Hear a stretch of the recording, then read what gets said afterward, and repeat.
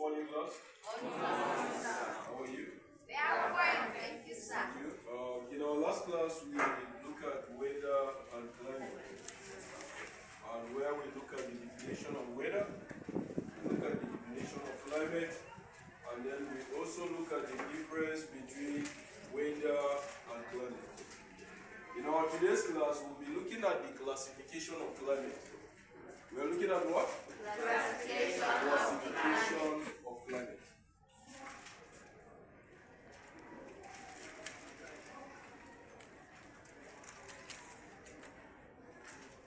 We have two major classifications of climate.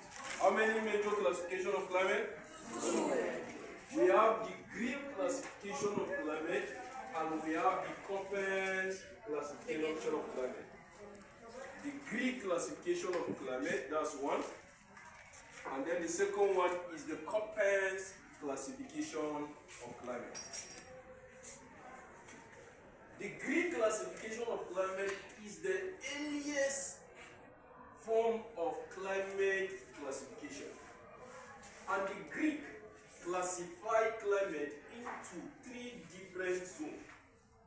Remember last time when we were looking at longitude and latitude, we said, and also the proof of the sphericality of the earth, we said the earth is spherical in shape, right? There is a line that divides the earth into two equal halves. What is that line called?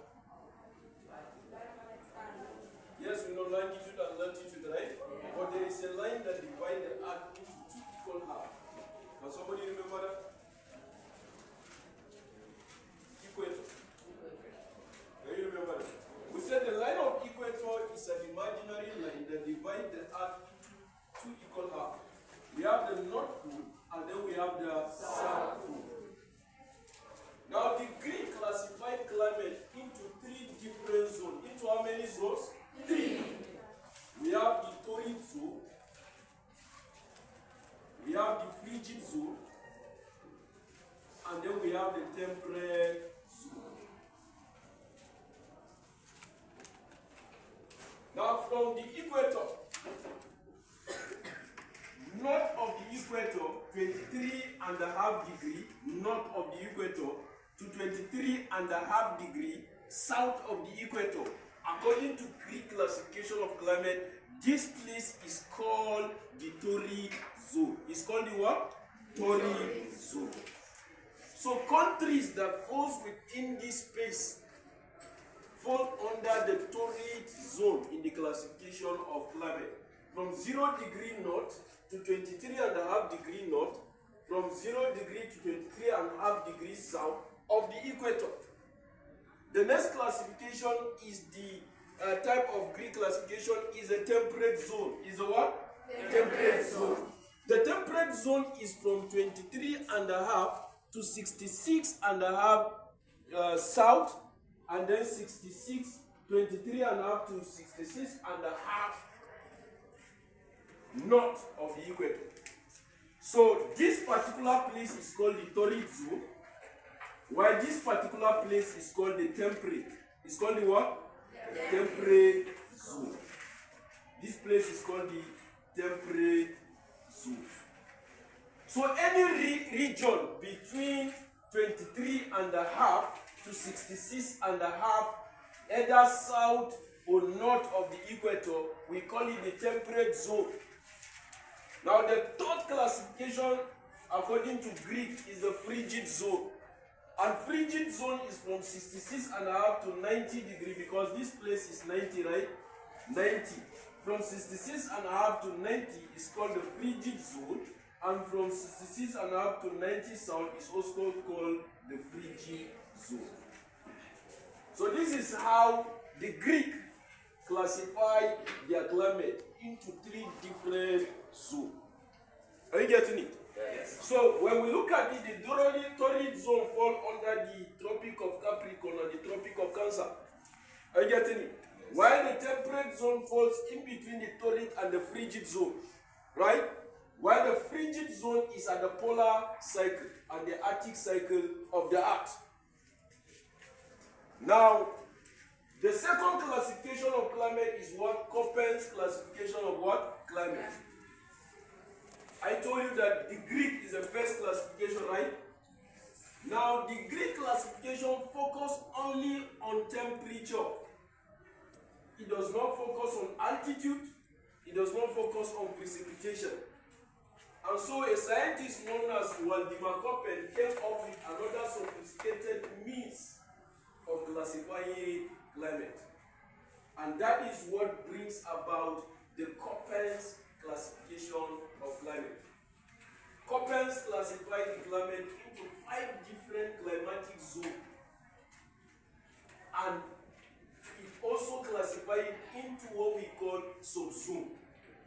Reason because in the torrid zone, different regions will have different climatic conditions.